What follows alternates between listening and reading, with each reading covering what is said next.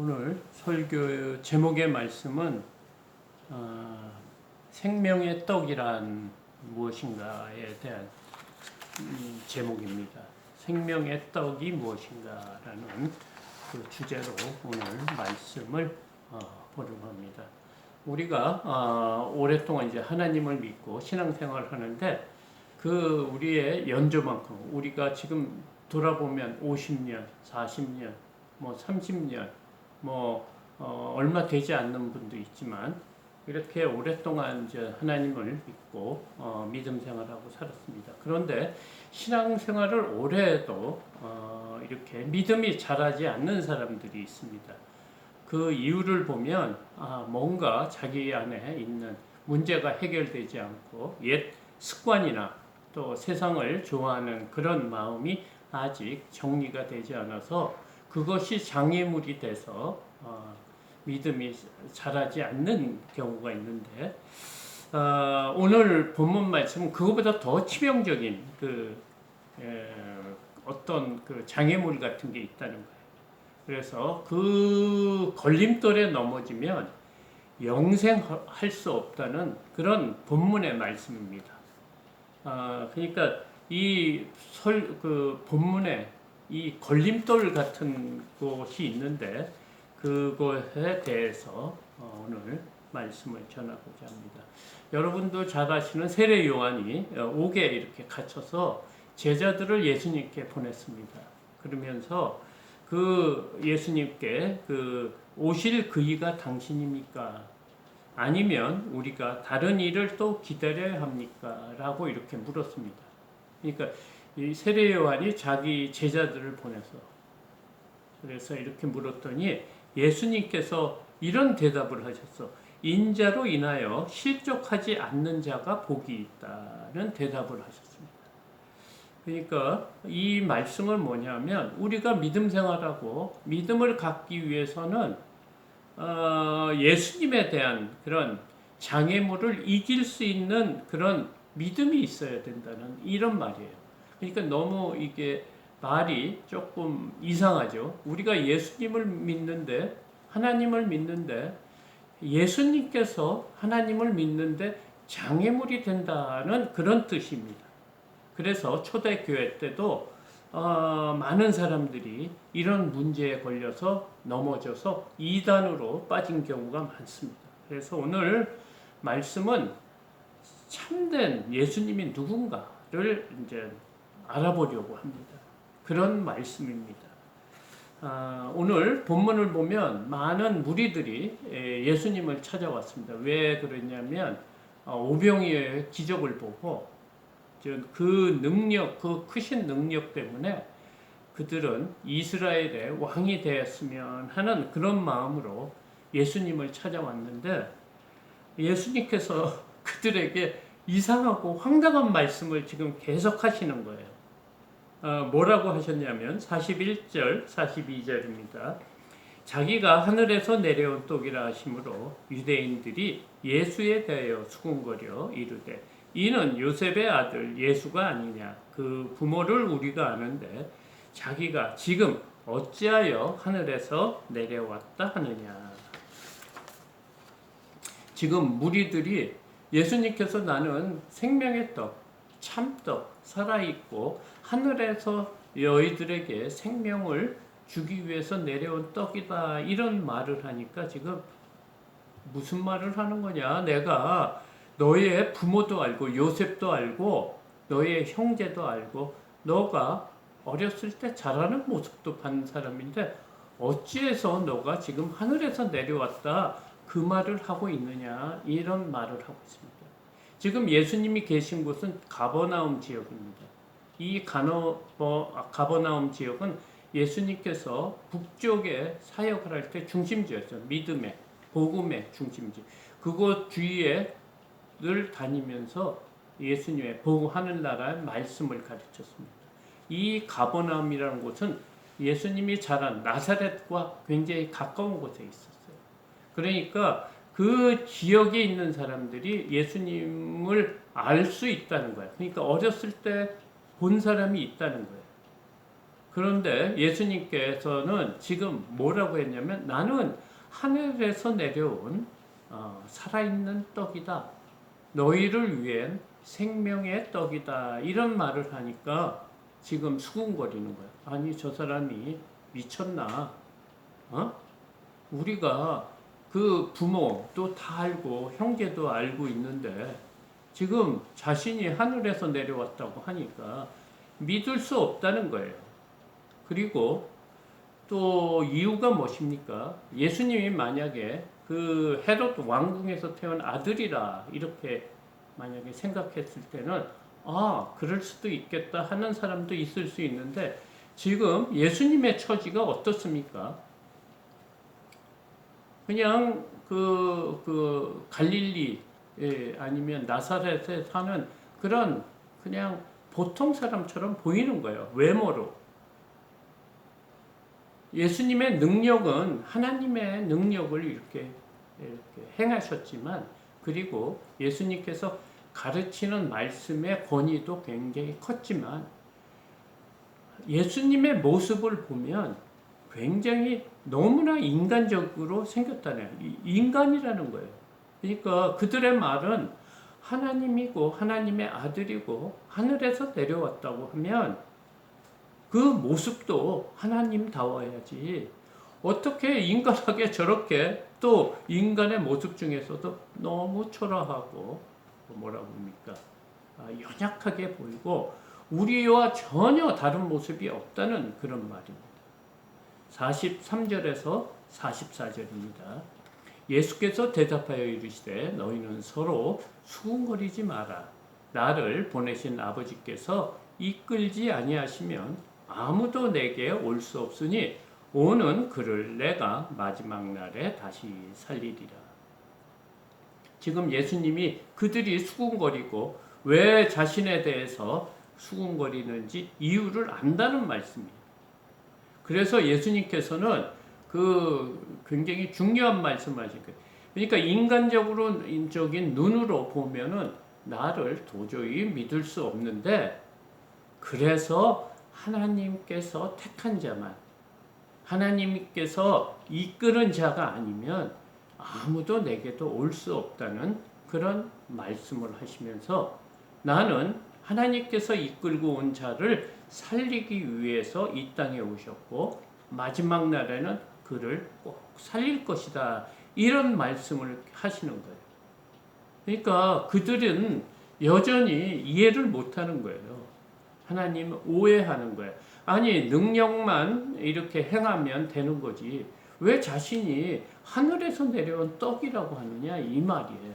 이게 떡이 무슨 말인 의미인지도 모르고 그들이 그냥 만나를 주든지 그 모세가 하나님한테 기도해서 만나를 내리게 하든지 그런 식으로 하면 되는데 왜 자신이 생명이라고 그러고 자신이 너희를 위해서 내려온 살아있는 떡이라고 하느냐 이거예요.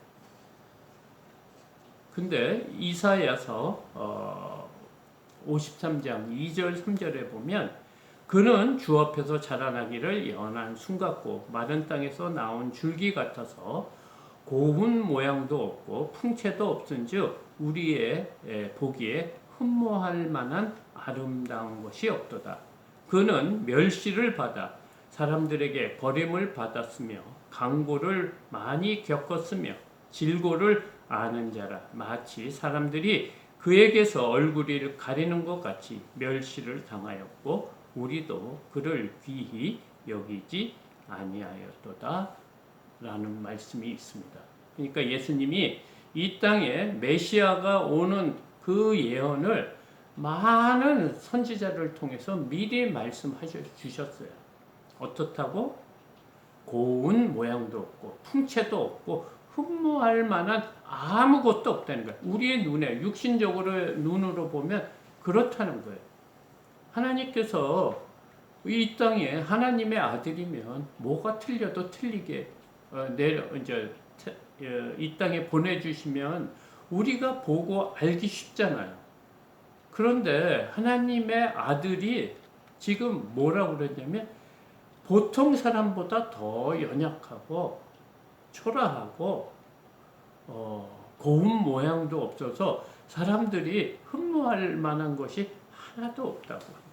근데 그 사람이 그런 메시아가 어떻게 또 이 땅에서 당하냐면 멸시를 받고 또 강고를 많이 겪고 질고를 많이 겪는다는 것. 그리고 멸시까지 당하는 그런 일을 당한다고 오래전에 선지자 이사야 선지자뿐만이 아니라 수많은 선지자들이 예언을 하셨어요. 이 메시아는 동령녀에게서 태어날 것이다. 그리고 모세가 만든 노뱀처럼 달려야 될 것이다. 그리고 십자가 밑에서 예수님의 옷을 찢어 제비뽑아 나누어 가질 것이다. 많은 그 고난과 고통과 채찍질과 아픔을 당할 것이다. 이런 예언의 말씀을 하셨어요. 그러니까 예수님께서 이 성경 말씀을 통해서 예수님이 메시아가 어떤 메시아가 올 것인가를 예언을 했는데 지금 무리들은 그것을 생각하지 않는 거예요. 그러니까 이 예수를 메시아라고 보는 게 아니고 능력 있는 자, 어떤 선지자의 한 사람으로서 하나님의 일을 하는 그 능력을 보고 그들이 와서 예수님한테 강구하고 왕이 되달라고 하니까 예수님께서는 자신의 그 이 땅에 온 목적, 내가 무엇을 해야 되는지에 대한 것을 지금 말하고 있으니까 그들의 육신적으로 눈을 보면 예수님, 하나님을 믿을 수 없는 그 걸림돌과 같다는 거예요. 이것이 하나님의 백성을 만드는 어떤 하나님의 지혜라는 거예요. 그러니까 모든 것을 알게 하시고 하나님의 아들인 것을 알게 하고 믿게 하는 것은 믿음이 아니라는 거예요. 이 믿음은 보이지 않는 것을 믿는 거예요. 아직 이루어지지 않는 것을 그분의 그 말씀을 기준해서 그분이 하시는 능력과 가르침을 보고 믿고 따르는 것을 믿음이라고 해요. 그래서 지금 예수님께서는 또 뭐라고 말씀하시냐면 45절에서 48절입니다. 선지자의 글에 그들이 다 하나님의 가르침을 받으리라.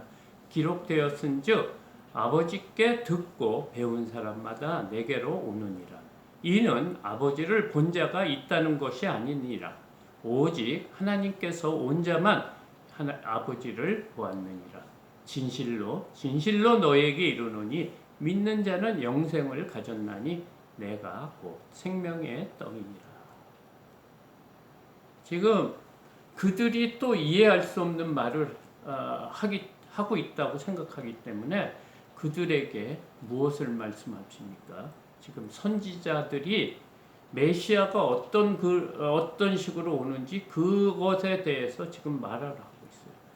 45절에 선지자의 글에 그들이 다 하나님의 가르침을 받으리라 기록되었은즉 아버지께 듣고 배운 사람마다 내게로 그 말씀을 보고 믿고 따르고 무엇이 메시아의 사역인지 메시아가 어떤 고난과 질고와 아픔을 받을 건지 알고 아는 사람만 지금 예수님께 올 수 있다는 그 말을 하고 있어요. 어떤 것, 우리의 감정이나 우리의 경험이나 사회적으로 움직이는 어떤 상황으로 예수님을 알 수 없고 분별할 수 없고 믿음을 가질 수가 없다는 거예요. 그러니까 세상적인 눈으로 육신적인 눈으로 보면 예수님을 알아볼 수가 없다는 이 말씀을 지금 하고 있어요. 어떻게 하느냐? 기준이 성경 말씀이에요. 성경에 이미 많은 것을 예언해 주셨다. 그것을 보고 누가 예수님인지 어떤 말씀이 바른 말씀인지 알고 믿음 생활을 하라고 지금 예수님께서 말씀을 하고 계십니다. 그러면서 아버지를 본 자가 없다고 하는 거예요. 이 땅에 아버지를 본 사람은 없다. 하나님 아버지를 본 자가 없다는 그 말은 무엇이냐면 하나님이 이 땅을 창조하실 때 그 계획을 아는 사람이 없다는 거예요. 그 뜻을 아는 사람은 오직 하나님께서 보낸 자, 하나님으로부터 나온 자만이 하나님의 뜻을 알았다는 것이 지금 46절에 말하고 있습니다. 오직 하나님께서 온 자만 아버지를 보았느니라. 그러니까 하나님 아버지를 보았다는 말은 하나님의 뜻을 알았다는 거예요. 이 우주 만물을 창조하실 때 벌써 창조하시기 전에 이 우주를 어떻게 만들고 이 우주 안에 인간을 창조하시고 이 인간에게 어떤 존재로 어떤 형태로 이 인간을 만들어서 어떻게 구원시킬 것을 미리 계획하셨다는 거예요. 그러니까 우리가 만들기 전에, 우리가 태어나기 전에, 이 세상이 만들어지기 전에, 천지 창조가 있기 전에 하나님 세 분, 삼위일체 하나님께서 그것을 계획하셨다는 거예요. 우리를, 인간을 피조물을 얼마나 잘 만들기 위해서 창조하셨으면 그들이 스스로 모든 것을 선택하고 행동할 수 있는 모든 자유의지를 주셨다는 거예요. 그러니까 누구에 의해서 억지로 하나님을 따르게 하는 것이 아니고 하나님이 하신 모든 것을 보고 우리 스스로 하나님을 선택할 수 있는 기회를 주셨는데 우리가 어떻게 했습니까? 아담이 하나님의 원하시는 그 명령을 어긴 것입니다.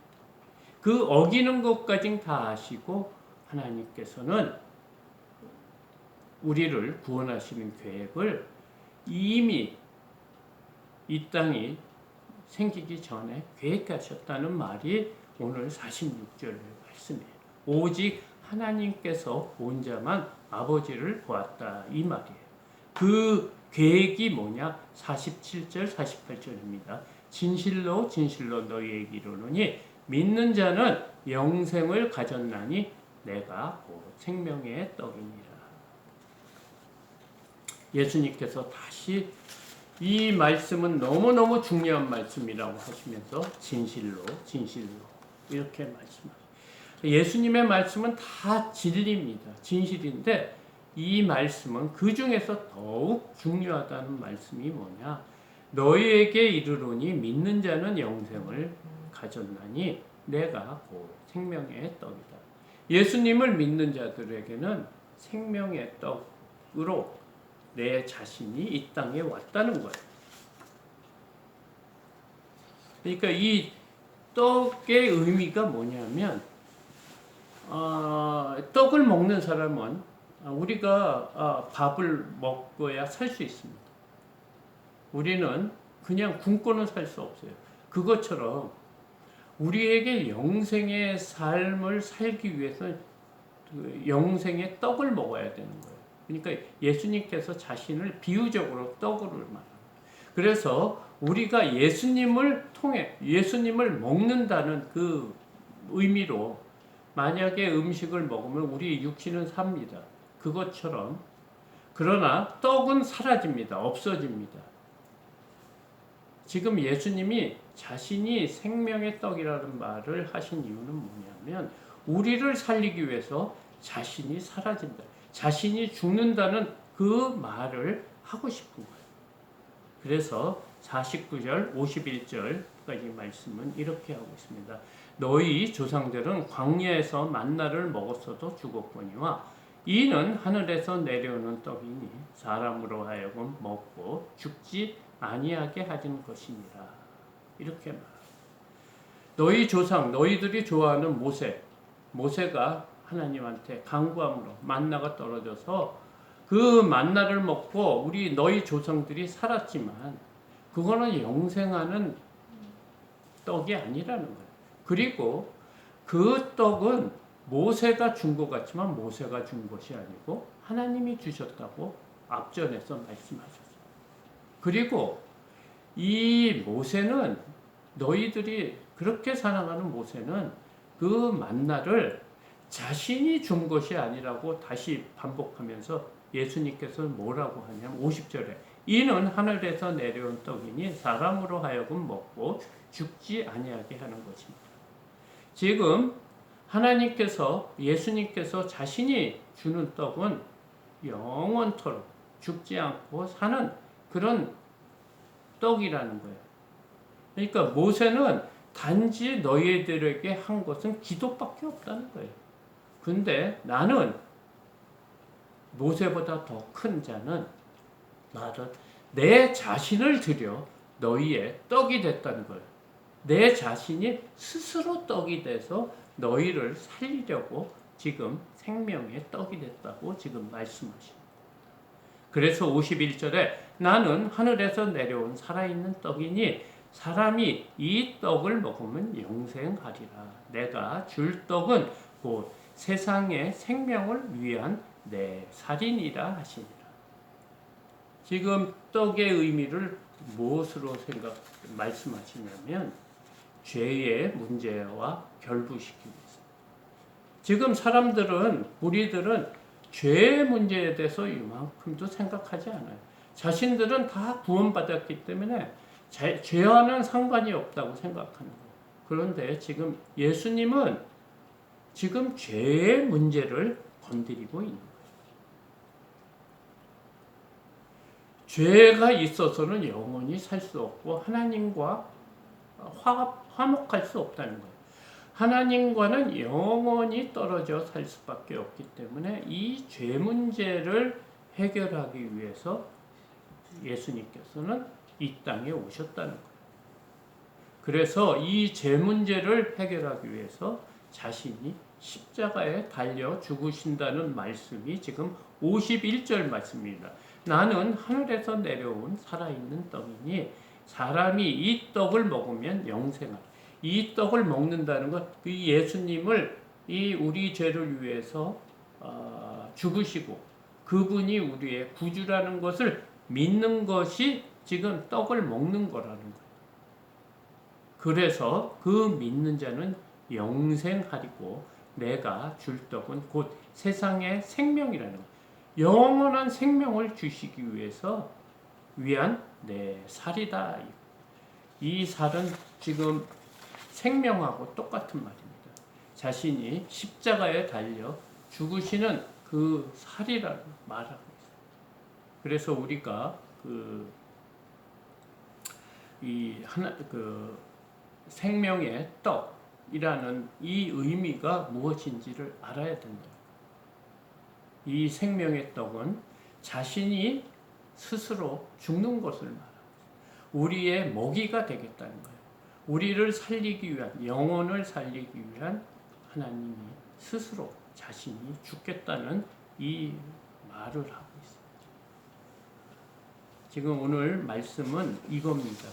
너희들이 지금 세상적으로 먹고 사는 것, 그것을 위해서 떡을 구하는데 그걸 먹어야지 살 수 있다. 그런데 이 떡이 너희 안에 들어가서 너희가 먹음으로써 사는 거지 그냥 떡이 바깥에 있으면 살 수가 없다. 근데 내가 하늘에서 내려온 참떡이라는 것은 뭐냐면 너희들이 이 떡이 있는데 이 떡을 나를 먹어야지 살 수 있다는 거예요. 이 먹는다는 말은 뭐냐? 믿으라는 거예요. 우리의 믿음이 우리를 구원할 수 있다는 거예요. 그래서 예수님께서는 참떡으로서 그 십자가에 달려 돌아가신다는 이 말씀입니다. 하나님께서는 오병이어를 이렇게 기적을 만들고 이 오병이어를 통해서 우리의 믿음을 체크하는 거예요. 그리고 예수님께서 이 땅에 오신 목적을 이렇게 밝히 드러내고 있습니다. 그러나 여전히 육신적인 눈으로 보면은 예수님을 믿을 수 없는 거예요. 메시아를, 하나님의 아들을 믿을 수 없는 걸림돌과 같다는 거예요. 왜냐하면 우리의 생각은 하나님의 아들이면 하나님의 아들답게 모든 영광과 존귀를 받으면서 와야지 우리가 믿을 수 있는데, 예수님의 지금 말씀은 사람보다 더 낮은 자리에서 그 피조물을 위해서 창조주가 죽고 고난을 받는 그런 일을 믿을 수가 없다는 거예요. 그래서 걸림돌이라고 했습니다. 우리가 우리의 생각으로는 도저히 믿을 수 없는 그 일을 계획하신 분이 바로 하나님. 우리가 만세전에 하나님을 모를 때 하나님께서는 이미 이 계획을 하셨다는 거예요. 그래서 고린도 전서 1장 23절을 보면 십자가에 못 박힌 그리스도는 유대인에게는 꺼리끼는 것이다. 이렇게 얘기했어요. 유대인에게는, 지금 하나님을 믿는 유대인에게는 꺼리끼는 거예요. 걸림돌이 된다는 거예요. 어떻게 하나님께서 이 땅에 와서 인간들에게 그 수모와 고통과 고난과 고통을 갖고 마침내는 멸시를 받아 십자가에 달려 돌아가실 수 있냐는 거예요. 그래서 지금 유대인들은 아직도 예수님을 믿지 않습니다. 걸림돌입니다. 오늘 말씀은 이겁니다. 하나님의 지혜입니다. 하나님은 택한 자를 어떻게 구원하시냐면 이런 걸림돌을 뒀다는 거예요. 그래서 인간적으로는, 눈으로 보면 도저히 이해할 수 없는 그런 방법으로 우리를 구원하셨다고 합니다. 지금 하나님께서는 지금 이 생명의 떡으로 말씀하면서 무엇을 말씀하고자 하냐면, 하나님께서는 이 인간, 악하고 죄인들을 이렇게 사랑하셨다. 다른 방법으로 구원하시지 않겠다는 거예요. 스스로 자신이 창조주면서 자신이 만든 그 인간을 위해서 자신의 목숨을 내버리면서 우리를 구원하시겠다는 그런 말씀입니다. 하나님께서는 우리를 이렇게 사랑하시는 분입니다. 그런데 그 사랑을 우리가 육신적인 눈으로, 세상적인 눈으로 보면 알 수도 없고 볼 수도 없다고 오늘 말하고 있습니다. 이것이 우리의 신앙의 걸림돌이 되는 것이 아니고 하나님의 사랑을 깨닫는 귀한 말씀이 되기를 소망합니다. 하나님께서 우리를, 이런 악한 자를 위해서 하늘에서 내려온 참떡이 되셨다고 합니다. 그분을 믿고 영원한 구원을 받는 저와 여러분이 되기를 소망합니다. 감사합니다. 찬송가 50장 부르면서 헌금하겠습니다.